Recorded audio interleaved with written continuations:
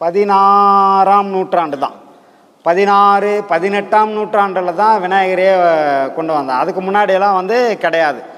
அப்போது ஆமாம், சமணர்கள்னால் என்ன, அவங்க பொட்டு கூட வைக்க மாட்டாங்க, எதுவுமே வைக்க மாட்டாங்க, பொட்டே கிடையாது அவங்களுக்கெல்லாம். அது மாதிரி அது ரொம்ப தீவிரமான ஒரு மதம்.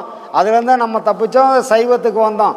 சைவத்தில் இருக்கிறவங்க அத்தனை பேருமே பொட்டு வைக்கணுன்றதுக்கு காரணம் இருக்குது. என்னன்னா, இந்த சைவத்தில் மட்டும்தான் இந்த மனிதனை பற்றியும் மனிதனோட ஆற்றலை பற்றியும் இறைவனை பற்றியும் ஆராய்ஞ்சாங்க.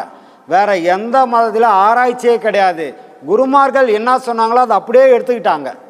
ஆனால் சைவத்தில் ஆராய்ச்சி பண்ணாங்க. எப்படின்னா, இந்த சைவ சித்தர்கள் இருக்காங்க, அவங்க சற்சங்கம் நடத்தி, ஒரு மிகப்பெரிய சற்சங்கம் நடத்தி, அந்த சைவ குருமார்கள் எப்படின்னா